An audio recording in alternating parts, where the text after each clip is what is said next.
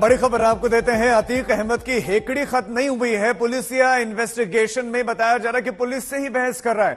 Police उसे जो सवाल करती है उन सवालों के जवाब नहीं दे रहा है। वो जो उसका मिजाज है वो बड़ा सख्त दिखाने का प्रयास कर रहा है। जेल में है, बेटा दफन हो चुका है, एनकाउंटर में मारा गया है, पत्नी भागी हुए, 2 बड़े बेटे जेल में हैं, 2 छोटे बेटे बासुदार गृह में हैं। उसके बाद भी इसकी हेकड़ी कम नहीं हुई है। हर सवाल के जवाब में बोलता है कि कुछ नहीं पता। पूछताछ में ये अतीक अहमद बोलता रहा कि हम तो जेल में थे। ये बड़ी खबर, इसके कई बड़े खुलासे हुए हैं। आईएसआई से इसका कनेक्शन, जैश ए मोहम्मद से इसका जो कनेक्शन है, इसके कनेक्शंस अंडरवर्ल्ड से भी बताए जा रहे हैं। और अब कह रहा है कि पहले मेरा वो मोबाइल दिखाओ, उसके बाद जवाब दूंगा। जिस मोबाइल फोन से मैंने फोन किए या मैंने जिसे साजिश रची। पूछताछ में अतीक अहमद सवालों के जवाब नहीं दे रहा है। ये बड़ी खबर इस वक्त आपको देते हैं। अरविंद ओझा हमारे संवाददाता खबर पर ज्यादा जानकारी देंगे। अरविंद, कहा जा रहा था कि अतीक अहमद बेटे की मौत के बाद से बड़ा टूटा हुआ है, लेकिन लगता नहीं, हेकड़ी बहुत ज्यादा है और सवालों के जवाब नहीं दे रहा है। क्या इन्वेस्टिगेशन में रहा अब तक? नहीं, देखिए, न सिर्फ अतीक अहमद बल्कि जो अतीक अहमद से जुड़े लोग हैं, चाहे बेटे की बात कर ली जाए, हेकड़ी तो किसी की भी कम नहीं हुई थी। पत्नी अभी भी फरार है।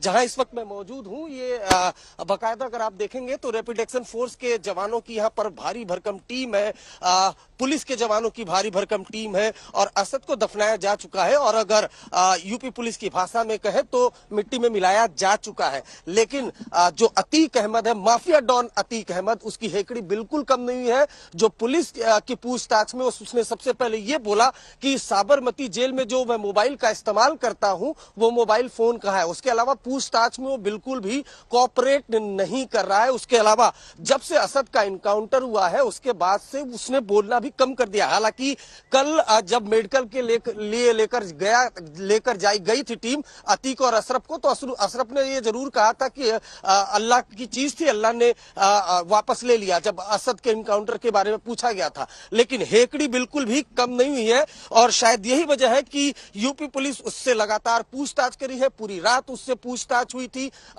अलग अलग एंगल पर पूछताछ हुई थी और सूत्रों का यह भी दावा है कि बड़े पैमाने पर बड़ी रिकवरी की कोशिश की जा रही है। क्योंकि पहले जब अरविंद जो बात कर रहा है एक तरीके से वो ठीक भी है। बड़ी चुनौती होगी पुलिस के सामने इस इन्वेस्टिगेशन में। वो मोबाइल फोन तो जरूरी हो गए, अगर जेल के भीतर था वो, तो जेल के भीतर साजिश रची तो मोबाइल फोन तो होना चाहिए था। ये तमाम दूसरी चीजें साथ में होनी चाहिए थी। कितना चुनौतीपूर्ण है अभी इस वक्त टीम के सामने इन्वेस्टिगेशन?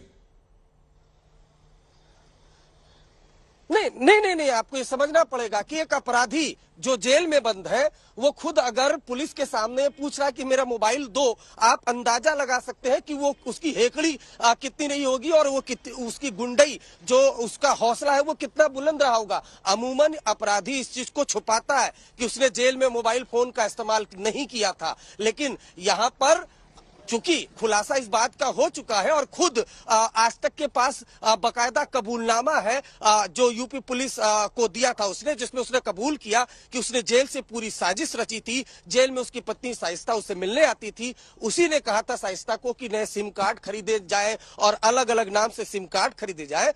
वो अगर पुलिस कस्टडी में ये कहता है कि मेरा मोबाइल फोन लाके दो, तब मैं पूछताछ में आगे की बातचीत करूंगा। और उसके अलावा अगर जांच में सहयोग नहीं कर रहा है तो इसका मतलब साफ है कि अभी भी हेकड़ी कम नहीं हुई है। जबकि वो तो बिल्कुल अरविंद दिख रहा है, लेकिन क्या कुछ रिकवर हुआ है इसके पास से? नहीं, उसकी अतीक अहमद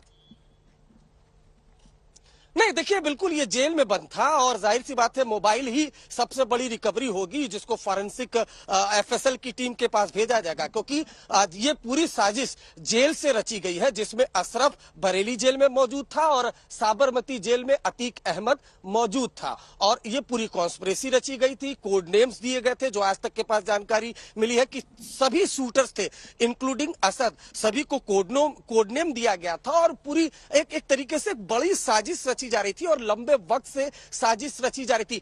पुलिस के सूत्र तो यह भी बताते हैं, राजीव, आपको याद होगा जब यूपी में पेशी के लिए अतीक अहमद को लाया गया था तो एक वक्त अतीक अहमद ने सबको चौंकाते हुए सीएम योगी के बारे में तारीफ कर दी थी कि योगी अच्छा काम कर रहा है। अब जाकर पुलिस को उस बयान पर भी शक है कि कहीं ना कहीं वो अतीक अहमद का माइंड गेम तो नहीं था और उसी वक्त से उमेश पाल हत्याकांड की साजिश तो नहीं रची गई थी। और आपको यह भी बता दूं कि उमेश पाल हत्याकांड एंड कहीं ना कहीं जुडिशियल सिस्टम पर एक बड़ा सवाल था, क्योंकि पहले राजू पाल की हत्या हुई, उसके बाद उसका गवाह था उमेश पाल और वो गवाही अदालत में दे रहा था। और ऐसे में अगर उसकी हत्या की जाती है तो सीधे सीधे जुडिशियल सिस्टम को चुनौती दी थी अतीक अहमद ने, और शायद ये वजह थी कि अतीक अहमद को चुनौती तो ऐसा लगता है कि आप भी दे रहा है कि मोबाइल फोन दिखा दो आप, जो जिस मोबाइल फोन से मैंने षड्यंत्र रचा, ये चुनौती तो एक तरीके से अभी भी दे रहा है।